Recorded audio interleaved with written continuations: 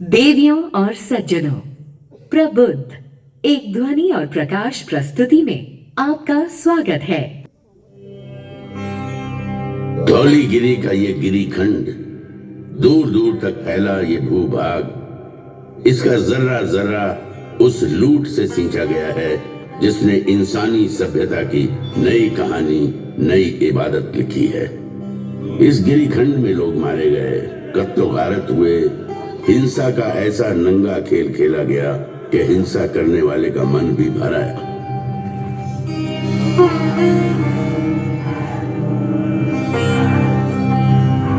हैवानियत के बीच इंसानियत फिर से पैर जमाने लगी। हिंसा के खिलाफ अहिंसा की मजबूत जड़ें पहाड़ी चट्टानों, अंधेरे जंगलों, उफनती नदियों और महासागरों को चीरती सरहद पार तक फैल गई। और इसी धरती से इंसानियत का नया स्वर इस गिरीखंड से टकरा समस्त विश्व में गूंज उठा। समस्त मानव मेरी संतान है। मैं अपनी संतानों के लिए क्या चाहता हूं? मैं चाहता हूं उनका भला, उनकी खुशियां, इस संसार में भी और इसके बाद वाले संसार में भी। समस्त मानव जाति के लिए यही कामना है। तुम शायद ये समझ नहीं सकते कि मेरी ये कामना किस हद तक है, और यदि तुम में से कुछ इसे समझ भी जाए तो भी तुम इस कामना की शिद्दत को पूरी तरह नहीं समझ सकते। मैं अहिंसा के उसी नाद का प्रतीक हूं जिसने इस ब्रह्मांड को एक सूत्र में बांध रखा है, जिसका होना इंसानियत का होना है। यही भाईचारे की सच्ची परिभाषा भी है। सम्राट अशोक की ऐतिहासिक कहानी प्रारंभ होती है उनके दादा चंद्रगुप्त मौर्य से। ईसा की चौथी शताब्दी का अंत एक बटी हुई राजनीतिक स्थिति के शुरुआत का समय था। देश, जन, विश्व, ग्राम, कुल और राज्यों में बटे हुए थे।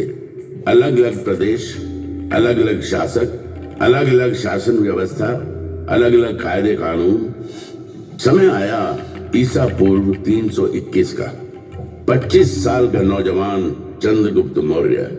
हालांकि राजा नंद के मुकाबले उसकी फौजी ताकत कम थी, लेकिन कौटिल्य जैसे गुरु की कूटनीतिक चालें नंद की फौज पे भारी पड़ी।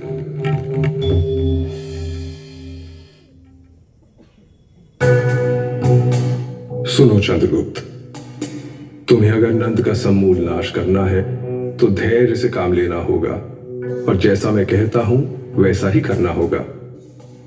भूखे को अगर थाली की गर्म खिचड़ी खानी हो तो बीच में कभी हाथ नहीं डालना चाहिए। इससे हाथ तो जलता ही है, मुंह भी जलेगा और पेट में छाले पड़ जाएंगे।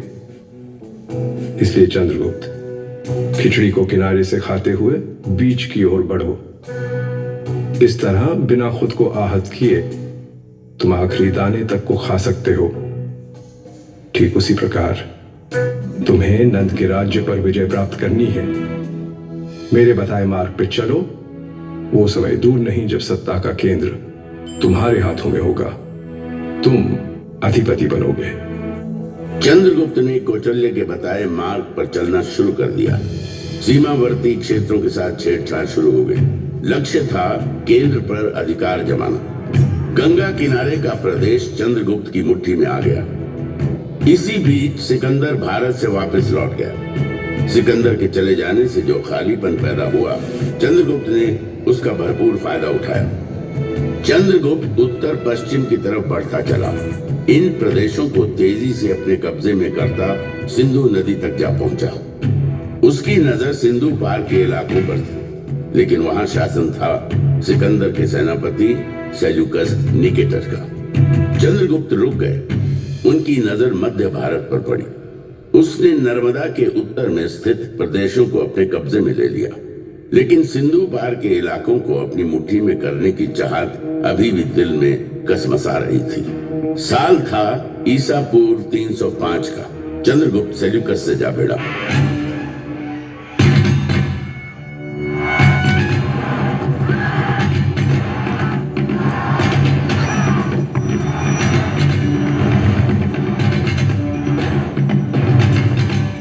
लंबी चली लड़ाई में जीत चंद्रगुप्त के नाम हुई और उसने सेल्यूकस को हरा सिंधु के बड़े भूभाग पर कब्जा जमा लिया। बंगाल से लेकर हिंदू कुश और हिमालय से लेकर नर्मदा तक के प्रदेश चंद्रगुप्त की छत्र छाया में आ गए। एक नए युग, नई व्यवस्था ने बीज से पौधे का रूप ले लिया।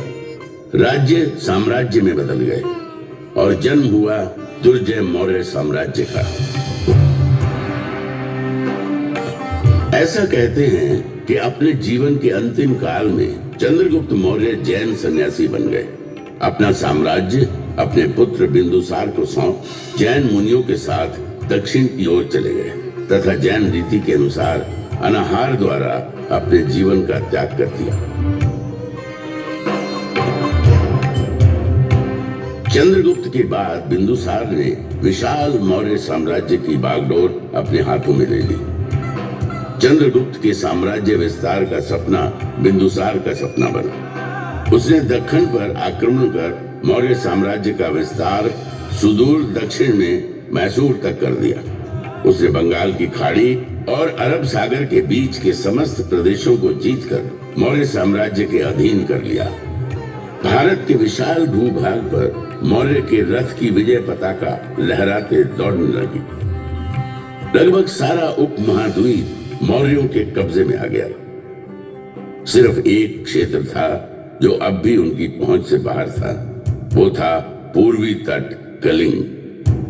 कलिंग आजाद अविजित था। उसने विजयी मौर्य रथों को अपनी सीमा में घुसने नहीं दिया था। कलिंग की सीमा पर अब भी कलिंग का ही ध्वज लहरा रहा था।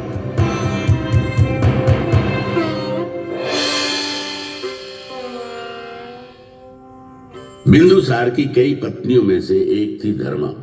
उसी के गर्भ से जन्म लिया बालक अशोक ने। अशोक के जन्म और उसके पराक्रम की भविष्यवाणी महात्मा बुद्ध ने पहले ही कर दी थी। एक ऐसा राजा इस धरती पर जन्म लेगा जो पराक्रमी होगा, धर्म ध्वजा को थामेगा और धर्म के विचार को सागर पार तक ले जाएगा। भविष्य अशोक की राह देख रहा था। अपने कई भाइयों में छोटा अशोक मेधावी था। गुरुओं की बताई बातों को फौरन समझ लेता। शस्त्र चलाने का खेल उसे खूब भाता था। दुश्मन के वार से किस तरह बचना है, शत्रु को कैसे अपनी तलवार के नोक के नीचे लाना है, ये कला उसने बचपन में ही सीख ली थी। शस्त्र कला के अभ्यास में वो अक्सर अपने बड़े भाई सुसीम को परास्त कर देता था।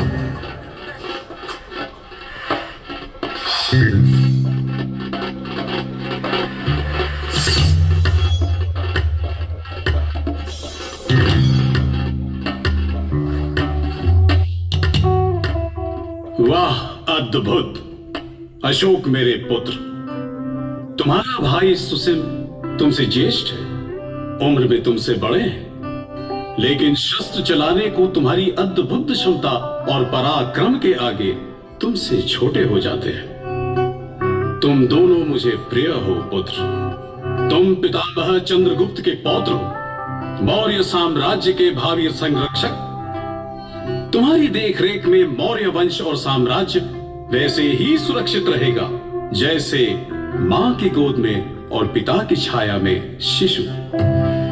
पुत्र अशोक, अब समय आ गया है जब मैं तुम्हारे कंधे पर साम्राज्य के एक हिस्से की देखरेख का भार सौंप थोड़ा निश्चिंत हो सकूं। राजकाज में रुचि लेना प्रारंभ करो पुत्र। बिंदुसार ने अपने छोटे पुत्र अशोक को राजकाज के कामों में लगाया। उसकी प्रतिभा पर गहरा भरोसा दिखाया। पिता का ये अगाध प्रेम और अशोक के प्रति बढ़ते अनुराग से सुसिम व्याकुल हो उठा। अपने पिता की संतानों में मैं ज्येष्ठ हूँ। राज की जो बागडोर मेरे कंधे पे होनी चाहिए वो अशोक के कंधे पे डाली जा रही है। पिता का अशोक के प्रति यह अनुराग मन शंकित होता है। सुसिम बेचैन था और अशोक लगन धैर्य के साथ प्रांतों को नियंत्रित करने के कार्य में लग गया।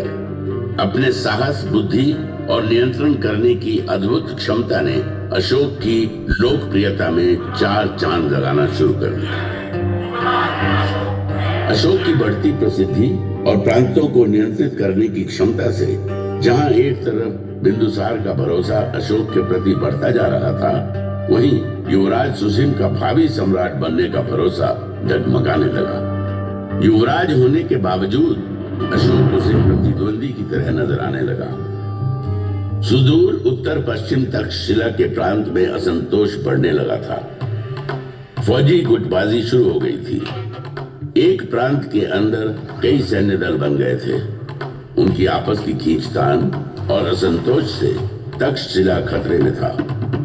सुसीम के लिए यही अवसर था जब वो अशोक को पिता बिंदुसार की नजरों से दूर कर सकता था। सुसीम ने इस अवसर का भरपूर फायदा उठाया।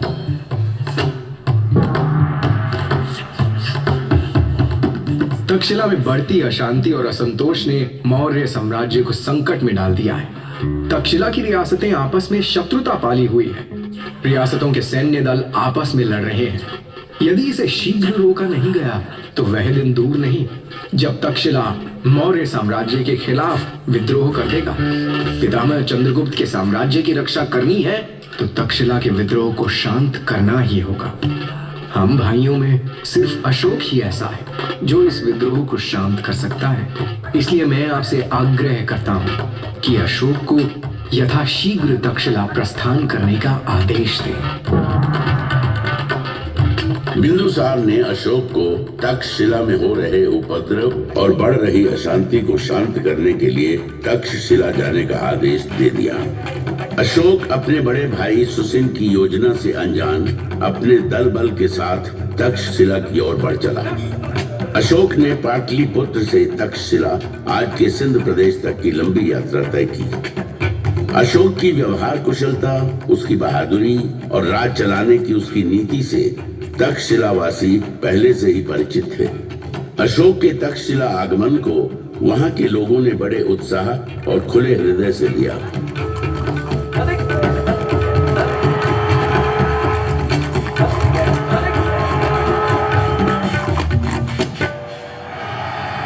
अशोक का जबरदस्त स्वागत किया गया। तक्षशिला की धरती पर न घोड़े दौड़ाए गए, न तलवार चली, न ही लहू बहा। अशोक के आगमन और उसकी व्यवहार कुशल राजनीति ने आपसी उपद्रव, मनमुटाव को बिना किसी युद्ध के शांत कर दिया। तक्षशिला की सफलता की खबर जब पाटलिपुत्र पहुंची तो सम्राट बिंदुसार का सर और गर्व से भर उठा।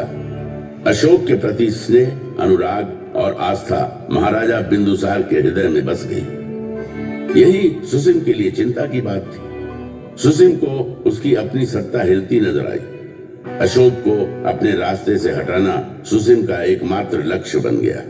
सुसीम ने अशोक के खिलाफ महाराज के कान भरना शुरू किए।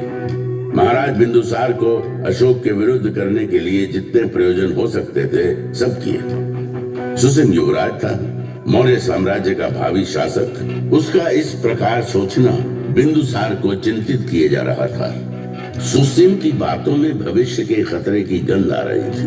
बिंदुसार ने अशोक को अपने से दूर भेज दिया। अशोक को देश निकाला मिल गया। क्रोध और घृणा से भरा अशोक अपने भाई सुसीम की योजना को भली भांति समझ चुका था। अपने हृदय में धड़कती ज्वाला को दबाए अशोक मौर्य साम्राज्य से बाहर निकल गए।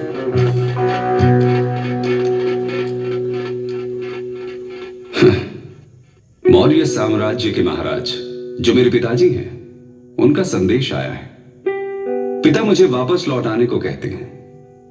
मौर्य साम्राज्य के प्रांत उज्जैन में भयंकर विद्रोह जो छिड़ा है,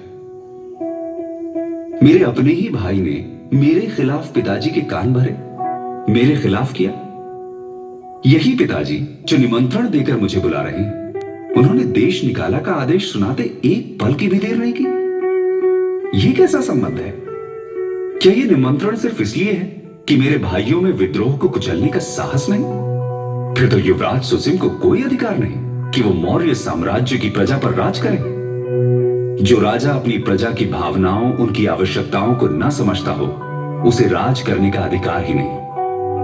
एक बार फिर मेरा हृदय क्रोध और ग्लानि से भर आया है। मैं जाऊंगा, उज्जैन अवश्य जाऊंगा। मौर्य साम्राज्य को मेरी जरूरत है।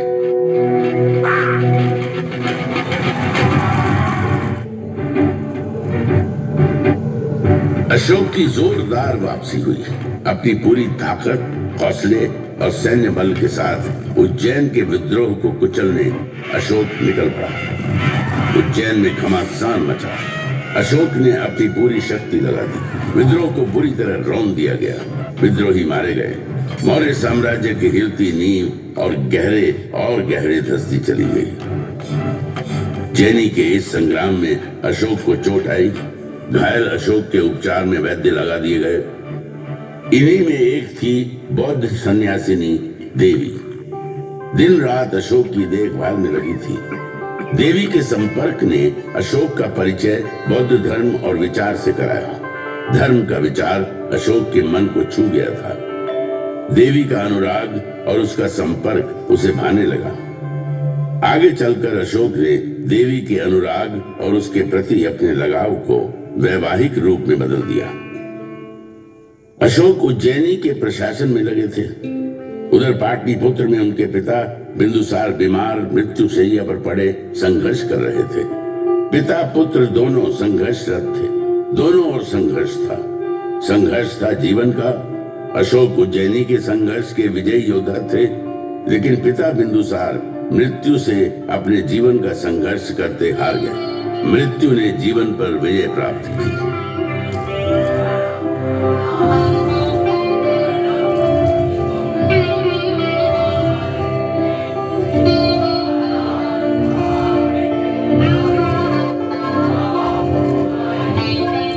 पिता से दूर, पिता की मृत्यु के समाचार ने अशोक को पुनः नए संग्राम में ला खड़ा किया। धूल के गुबार उठने लगे।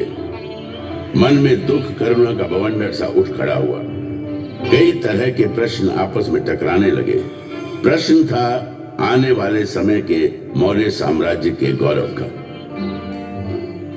पिता नहीं रहे, मुझे पाटलिपुत्र लौट जाना होगा। पितामह चंद्रगुप्त और पिता बिंदुसार के विशाल मौर्य साम्राज्य के भविष्य पर पुनः अनिश्चय के बादल मंडराने लगे हैं। मौर्य साम्राज्य का शासन अपने ज्येष्ठ भाई सुसिम के कमजोर हाथों में चला जाने दो। राजकाज से दूर मैं चला जाऊं घने अंधियारे जंगल में। सुसिम के हाथों में मैं मौर्य साम्राज्य के विनाश को देख रहा हूं।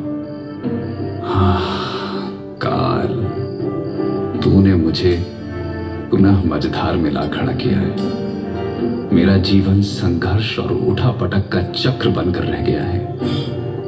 इससे मुक्ति नहीं। अशोक को साम्राज्य के भविष्य की चिंता थी।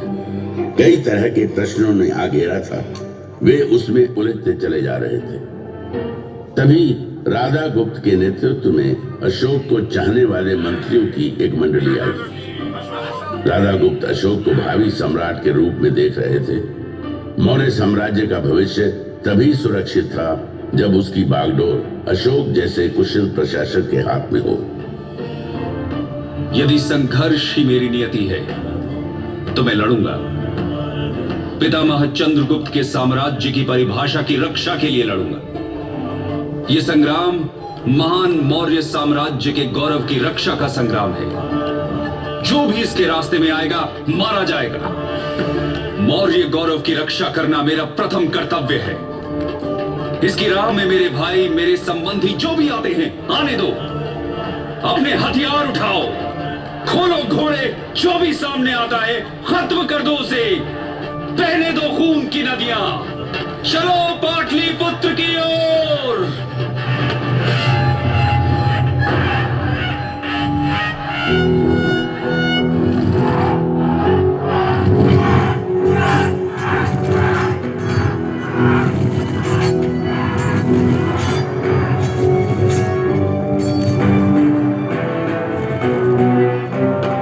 भयंकर मारकाट मची।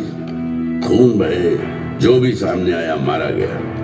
अशोक ने साम्राज्य की खातिर अपने सभी भाइयों का कत्ल कर दिया। सुसिम मारा गया। मौर्य साम्राज्य का गौरवशाली मुकुट अशोक ने अपने माथे पर धारण किया। जीवन संघर्ष ने अशोक के मोम जैसे हृदय को पत्थर सा बना दिया था। इस हृदय में दया नहीं थी, करुणा का कतरा कतरा सूख चुका था। पाटलिपुत्र की गद्दी पर बैठने के साथ ही अशोक ने साम्राज्य विस्तार के लिए एक के बाद एक कई लड़ाइयां लड़ी।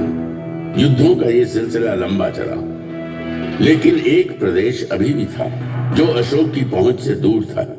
वो प्रदेश था कलिंग प्रदेश। कलिंग अभी भी उसकी पहुंच से दूर था।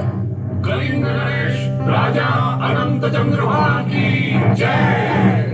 कलिंग नरेश राजा अनंत चंद्रभान की जय। कलिंग आजाद था, पराधीनता उसे स्वीकार न थी। उत्तर भारत के समस्त राज्य अशोक के कब्जे में आ गए थे। पूरब में बंगाल और दक्षिण में कृष्णा नदी तक उसका साम्राज्य फैल चुका था।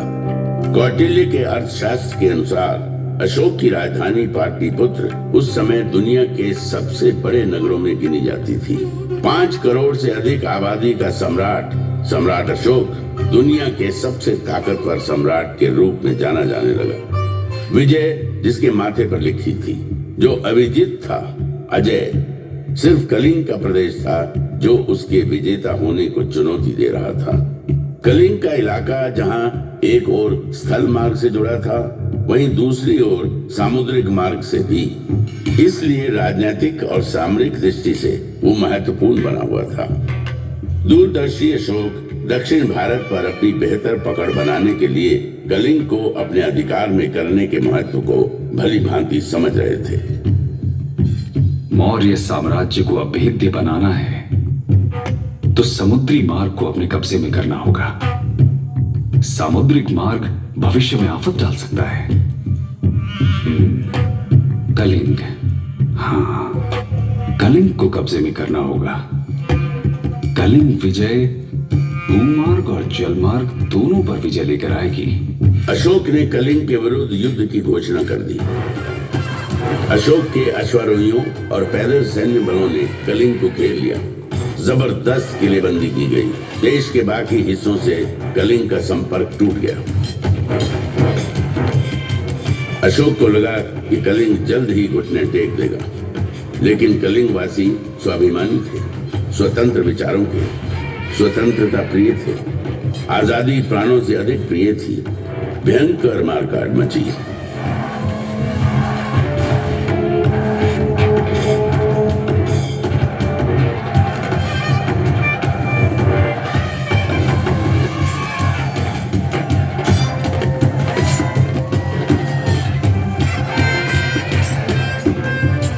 कलिंग का यही प्रदेश संग्राम का केंद्र बना। अशोक के अश्वारोहियों ने धौलीगिरी के प्रदेश को रौंद डाला। जबरदस्त मुकाबला हुआ। युद्ध चला। 1.5 लाख से अधिक लोग बंदी बना लिए गए। लाखों लोग मारे गए। घायलों की तो गिनती ही नहीं थी। कलिंग का युद्ध इतिहास की सबसे बड़ी त्रासदी बन गया। मानवता आंसू बहाती रही। इंसानियत ने बर्बरता और जुल्म के आगे घुटने टेक दिए। विजयी अशोक की विजय यात्रा कलिंग की भूमि पर निकली, लेकिन इस पराक्रमी राजा के विजय स्वागत में फूलों की पंखुड़ियां नहीं थी। स्वागत में थे कटे पिटे शव, अपने पतियों की मौत के शोक में विलाप करती स्त्रियां, लहू से कीचड़ बन आए राजमार्ग, शवों के विशाल ढेर, चील, गिद्ध, भेड़िए और सियारों के संवेद गीत। अशोक का हृदय दुख, करुणा और ग्लानि से भर उठा।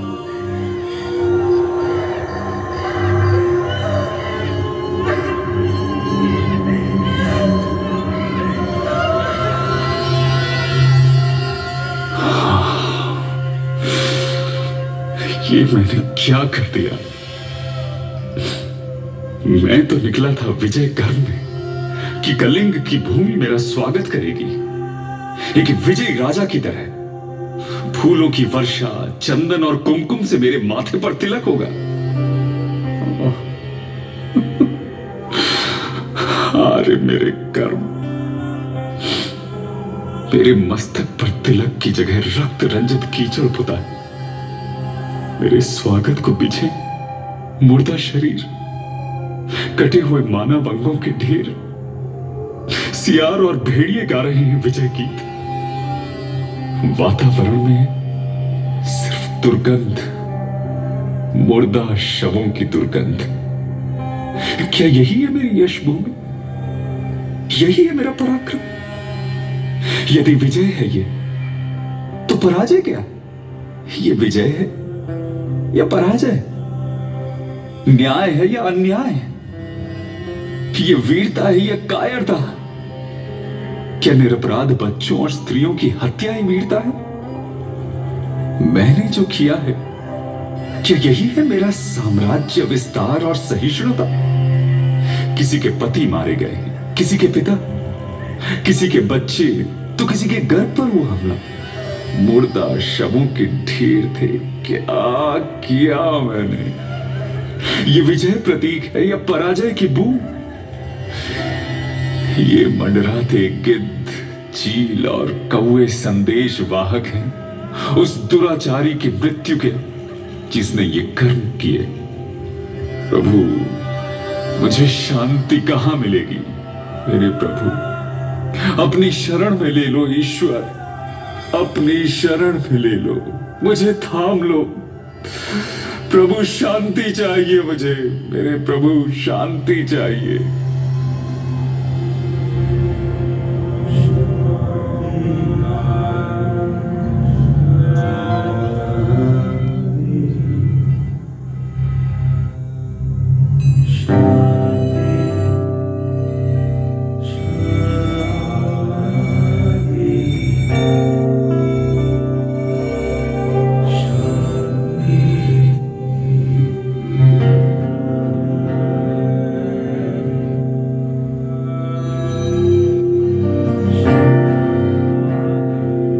बौद्ध संत उपगुप्त और मंजूश्री ने अशांत, व्यथित, शोकाकुल अशोक के माथे पर स्नेह का हाथ रखा, उसकी उंगली थामी और हिंसा के मार्ग से अहिंसा के मार्ग पर लेकर चलते चले गए। उसने हिंसा का त्याग कर अहिंसा को अपना धर्म बना लिया। अशोक बुद्ध के मार्ग पर चल निकले और कहे गए, देवन प्रिय, देवताओं के प्रिय, प्रिय दासी। कलिंग, जहां अशोक ने युद्ध लड़ा, उसके हृदय का सबसे प्रिय प्रदेश बन गया।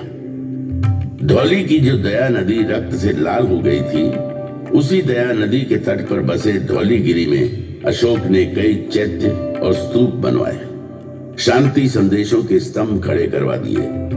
कलिंग के ये शिलालेख मानवीय समाज, न्याय और आदर्श की बात करते हैं। अशोक ने धम्म के विचार को अंगीकार किया। अहिंसा ही उसका मार्ग था। इंसान ही नहीं, पशुओं, जीव जंतुओं की हिंसा पर भी रोक लगा दी गई। शाकाहार का विचार दिया। जाति पाति के भेद खत्म कर दिए गए। लोक कल्याण और जनहित उसके शासन के मंत्र बन गए। सड़कों पर मैंने बड़ वृक्ष लगवाए हैं जो पशुओं और मनुष्यों को छाया देंगे। प्रत्येक 9 मील की दूरी पर मैंने आम के बागीचे लगवाए और कुएं खुदवाए हैं, विश्राम गृह बनवाए हैं, कई प्याऊ बनवाए हैं। मैंने ये सब इसलिए किया है कि मेरी प्रजा धम्म के अनुसार आचरण करे। धम्म की नीति को लागू करने के लिए उसने धर्माधिकारी नियुक्त किए और धम्म के विस्तार के लिए कई शांति संदेशकों को देश विदेश के विभिन्न हिस्सों में भेजा।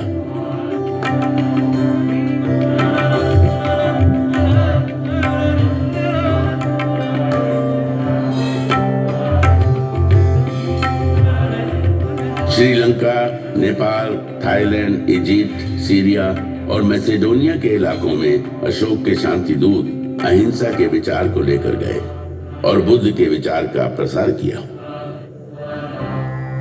लगभग 40 वर्षों तक साम्राज्य का संचालन करने के बाद 232 ईसा पूर्व में महान सम्राट अशोक ने देह त्याग दी।